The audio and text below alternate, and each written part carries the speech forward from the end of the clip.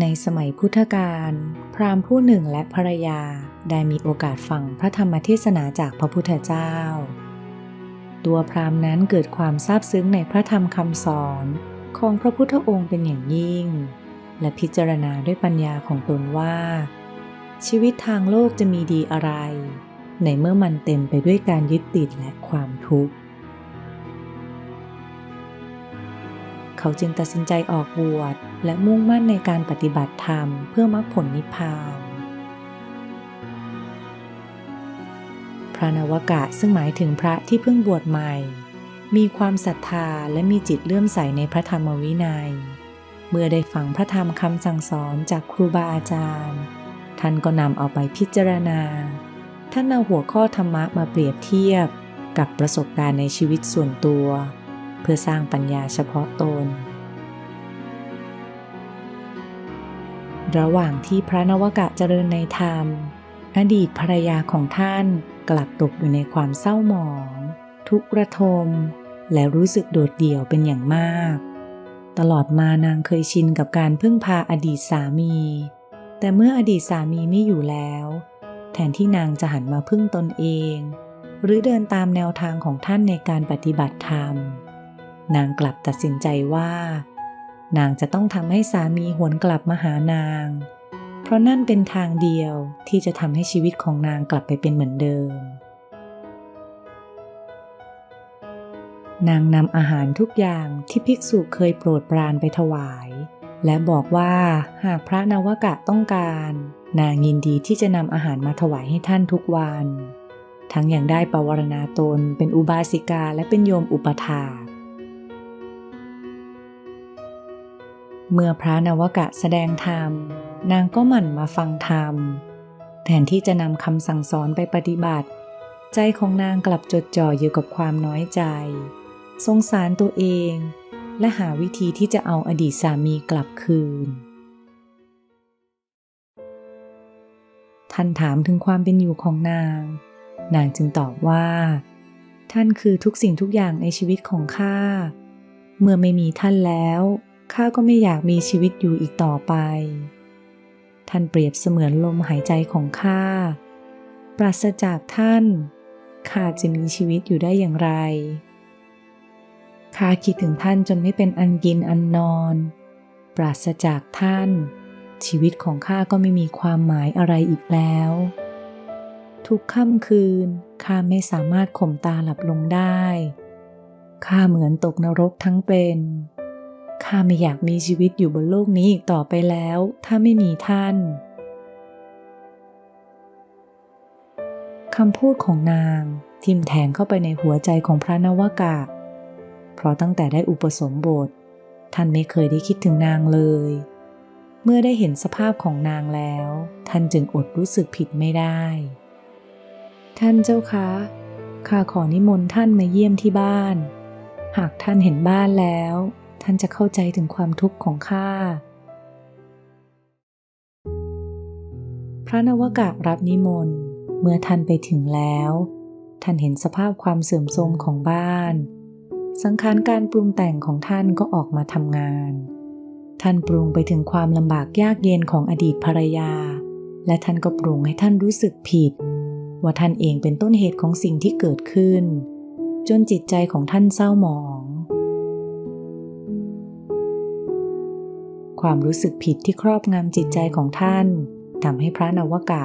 ไม่สามารถหาทางจัดการกับสังขารปรุงแต่งของท่านได้ท่านจึงไปเข้าเฝ้าพระพุทธเจ้าเพื่อลาสิกขาพระพุทธองค์ทรงตรัสถามว่าดูก่อนภิกษุเพราะความรักที่เจ้ามีให้แก่หญิงผู้นี้ในอดีตทำให้เจ้าถึงแก่ความตายในชาติที่แล้วและเนื้อของเจ้าก็ถูกย่างไฟเมื่อพระภิกษุสาวกขออาราธนาพระพุทธองค์ทรงตรัสเล่าชาดกดังต่อไปนี้นานมาแล้วมีกวางภูเขาหนุ่มตัวหนึ่งอาศัยอยู่ในแคว้นมคธตั้งแต่เกิดมากวางตัวนี้ไม่เคยออกจากภูเขาที่มันอยู่เลย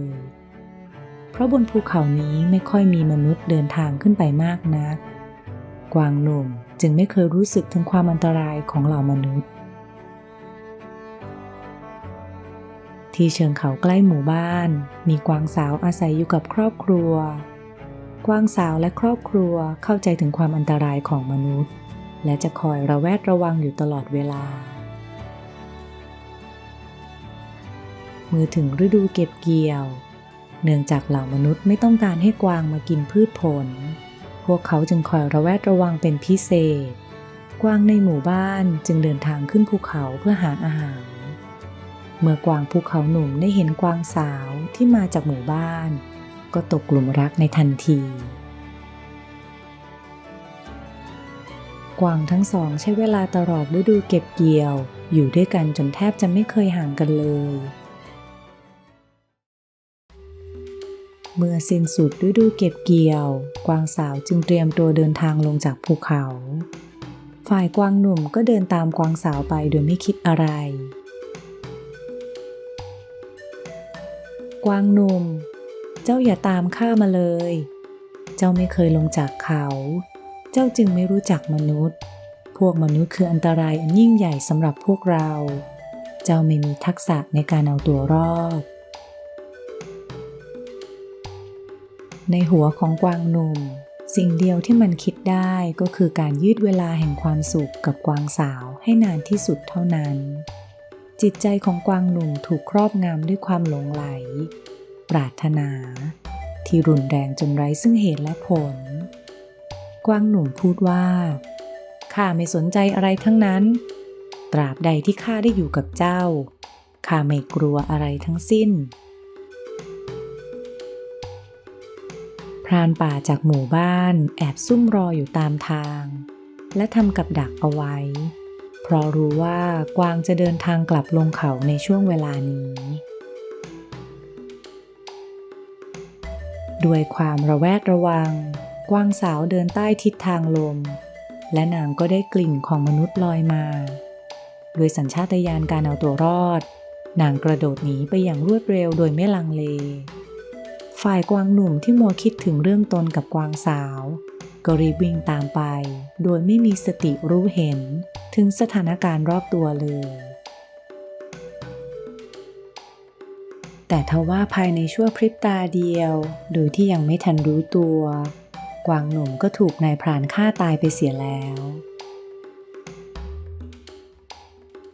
นายพรานย่างเนื้อส่วนหนึ่งของกวางหนุ่มกินแล้วเก็บส่วนที่เหลือไปแบ่งกับครอบครัวและนำไปขายในขณะนั้นพระโพธิสัตว์ซึ่งเกิดเป็นรุกขเทวดาในป่าแห่งนั้นได้เห็นเหตุการณ์ทั้งหมดและกล่าวว่าเพียงเพราะความหลงเท่านั้นเองที่ฆ่ากวางโง่เขลาตัวนี้ความหลงเริ่มต้นด้วยความสุขความยินดีแต่จบลงด้วยความโศกเศร้าและความทุกข์ลูกศรแห่งความรักทำให้บุรุษเจ็บปวดและนำไปสู่ความชิบหายคนโง่เขลาที่หลงไหลมัวเมาในสตรีจะนำตัวเองไปสู่ความล่มจมหลังจากพระพุทธองค์ทรงเล่าชาดกจบแล้วพระองค์ทรงแสดงธรรมอริยสัจสี่เมื่อภิกษุผู้ลุ่มหลงในความรักได้ฟังธรรมจึงได้บรรลุเป็นพระโสดาบันจากนั้นพระพุทธองค์ทรงประชุมชาดกว่าในครั้งนั้นภิกษุผู้มัวเมาในความรักก็คือกวางภูเขาหนุ่มภรรยาเก่าของเขาก็คือกวางสาวและเราตถาคตคือรุกขเทวดาที่มาแสดงให้เห็นโทษของความลุ่มหลงคุณได้เรียนรู้อะไรจากนิทานเรื่องนี้บ้างหวังว่าคุณได้รับประโยชน์จากเรื่องนี้